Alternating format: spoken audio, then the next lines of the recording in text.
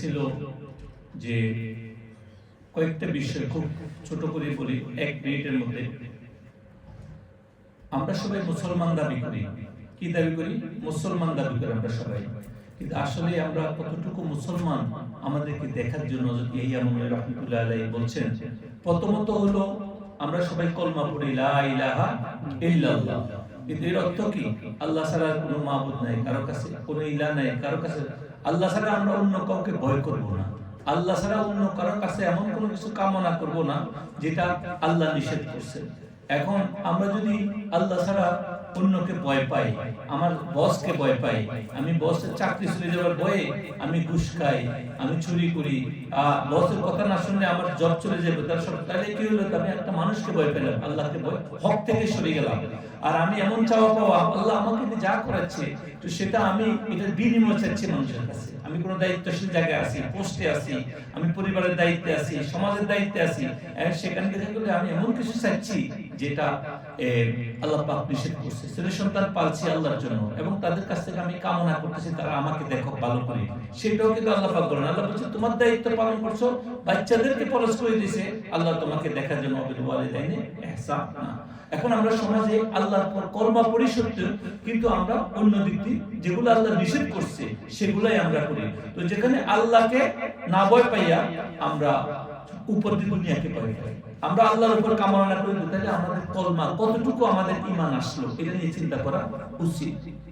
দ্বিতীয় যেটা বলা হয়েছে সেটা হচ্ছে যে আমরা দুনিয়াবি কোনো ডাক্তারের কাছে গেলে সে যদি আল্লাহকে বিশ্বাস না করে, অবিশ্বাসী লোক হয়, সে যদি বলে তোমার এই সমস্যা এই সমস্যা এই সমস্যা, এখন তুমি কি করো? কালকে থেকে পরেজ করো, খানা খাইও না, এই গোস্ত খাইও না, বিভিন্ন রকমের জিনিস থেকে আমাকে নিষেধ করা হয়, আমি সাথে সাথে তার কথা শুনি যে কেন ডাক্তার বলছে।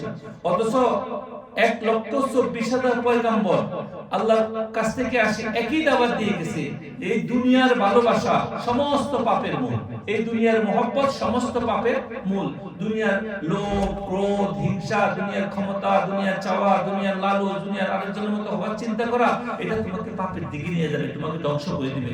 অথচ আমরা আল্লাহর নবী যারা সত্যিকার আল্লাহর পেয়ারা, তাদের কথা না শুনি আমরা দুনিয়াবি একটা আল্লাহকে অবিশ্বাসী একটা লোক যদি বলে যে তোমার শরীরে রোগ হইতাছে, তোমার শরীরে কোলেস্টেরল হইছে, তুমি কালকে থেকে গোশত খাওয়া ছেড়ে দাও, তুমি এই জিনিস ছেড়ে দাও, আমরা ঠিকই শুনি, কিন্তু এখন আল্লাহর নবীর কথা শুনতে আমরা রাজি নয়। তো এখন আমাদের চিন্তা করা উচিত, আমরা নবীদের সত্যিকার যারা আমাদেরকে সত্য কথা বলে গেছেন, যারা আল্লাহর পক্ষ থেকে কথা বলছে, সেই কথাগুলো বাদ দিয়ে আমরা আজকে দুনিয়াবি একজন অবিশ্বাসীর কথা শুনতেছি, কিন্তু আমরা সত্যিকার বিশ্বাসীদের কথা, তাহলে আমার ভিতরে কতটুকু ঈমান আসছে? আমি নিজে মুসলমান দাবি করতেছি।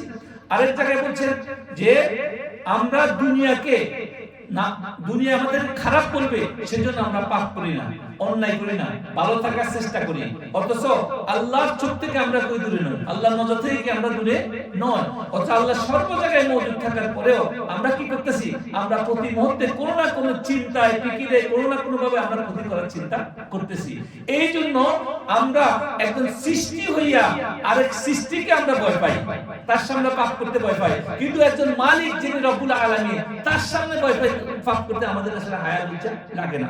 এখন বুঝা উচিত, একজন সৃষ্টি হয়ে আরেক সৃষ্টিকে যদি আমরা ভয় পাই, পাপ করি না, গুনাহ করি না, কিন্তু আল্লাহর সামনে ঠিক আমরা অন্যান্য মানুষের ক্ষতি করতেছি, অন্যায় করতেছি, পাপ করতেছি, গুনাহ করতেছি, এখন আমার চিন্তা করা উচিত, আমি কি ঈমান আসছে, আমি কি মুমিন না আমি কাফের? এই বাবা আমার আসা উচিত। এই তিনটা বিষয়কে তিনি গুরুত্ব দিয়ে বলছে যে তোমরা যদি গুরুত্ব দিয়ে মুসলমান হওয়ার চিন্তা করো, তাহলে তোমাকে চিন্তা করতে হবে তুমি কোন। এই জন্য আমি খুশুর রহমতুল্লাহ একটা শেয়ার আনছে যে না, আমি এখনো পর্যন্ত আমি কি আমি জানি না, আমি নিজেকে নিজে চিন্তা করি আমার পরিচয় কি, আমি কি মুসলমান, আমি কি হিন্দু, আমি কি খ্রিস্টান, আমি কি নাস্তিক, না আমি কি গুনাহগার, আমি নিজেও জানি না আমি কি জিনিস, কেননা আমি প্রতি মুহূর্তে রূপ পাল্টাই। এই তিনটা জিনিসকে এই জন্য আমাদেরকে প্রকৃত মুসলমান হইতে হবে।